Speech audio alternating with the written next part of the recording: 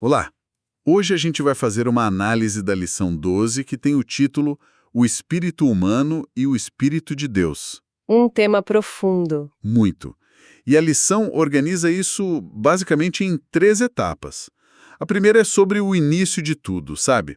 Como o Espírito Santo acende essa vida espiritual na gente, despertando a consciência. O primeiro contato, digamos assim. Isso.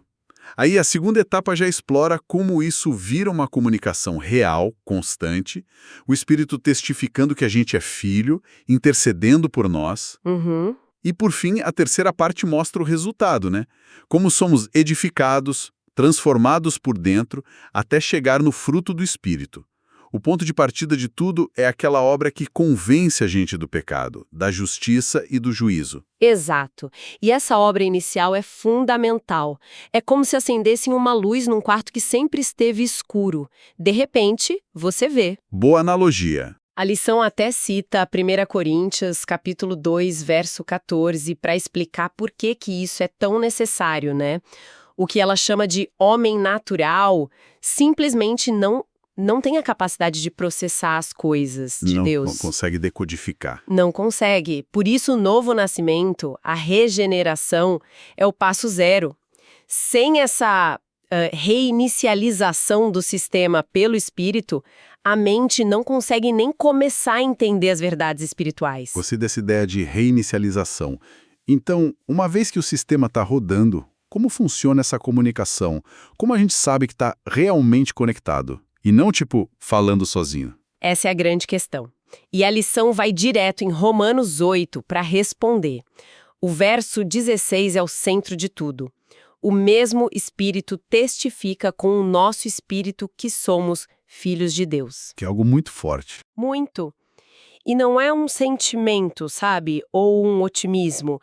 É uma convicção interna, uma certeza que o Espírito de Deus comunica diretamente ao nosso espírito. É tipo a diferença entre ler sobre natação e pular na água e sentir que você flutua. Entendi. Mas aí surge uma dúvida prática, né? Como diferenciar essa profunda convicção de um sentimento bom, um pensamento positivo que a gente mesmo gerou? Pergunta excelente. A lição sugere que a profundidade dessa comunicação ultrapassa a nossa mente consciente. E aí eles trazem uma imagem que eu acho fantástica, de Provérbios 20, A da lâmpada? essa mesma, que descreve o espírito humano como a lâmpada do Senhor. É uma lâmpada que ele usa para examinar nosso interior mais profundo. Uau! A comunicação e principalmente a intercessão do Espírito acontecem nesse nível. Quando a gente nem sabe o que pedir, como o mesmo capítulo de Romanos 8 diz, ele intercede com gemidos inexprimíveis. É uma comunicação de espírito para espírito. Totalmente além do intelecto. Exato, transcende. Essa metáfora da lâmpada é muito poderosa. Muda tudo. Não é só um exame de consciência.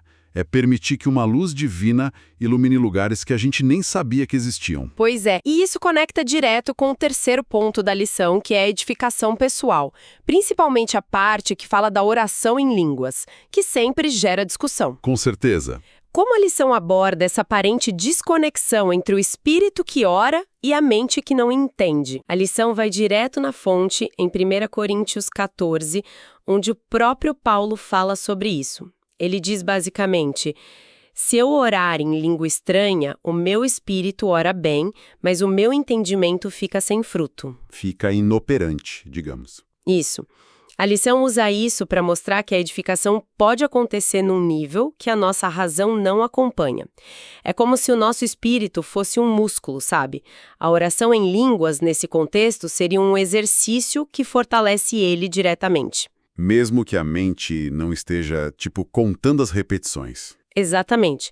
O fortalecimento interior é o propósito primário, não a performance externa ou o espetáculo. O que faz todo sentido no contexto de Corinto. Totalmente.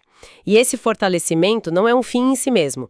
Ele leva ao que a lição chama de ápice da vida cristã, o fruto do Espírito, de Gálatas 5. Amor, alegria, paz. Isso. E essas virtudes não são fruto do nosso esforço de ser uma pessoa melhor. Elas são o resultado orgânico, a manifestação de um espírito que está sendo nutrido e fortalecido por dentro. É de dentro para fora. Sempre. A conclusão da lição amarra tudo. Essa comunhão só é possível porque, em Cristo, o que se ajunta com o Senhor é o mesmo Espírito. Então, a grande virada de chave que a lição propõe é que a vida espiritual não é uma escada que a gente sobe com esforço. Não mesmo. É mais como um jardim que cresce de dentro para fora, regado por uma comunicação que nem sempre é verbal ou racional. Começa com uma luz, estabelece uma conexão e, por fim, floresce num caráter transformado. Perfeito. E fica uma reflexão, né? Se o espírito humano é mesmo essa lâmpada do Senhor, projetada para iluminar nosso íntimo, em quais áreas da nossa vida a gente ainda hesita em deixar essa luz brilhar?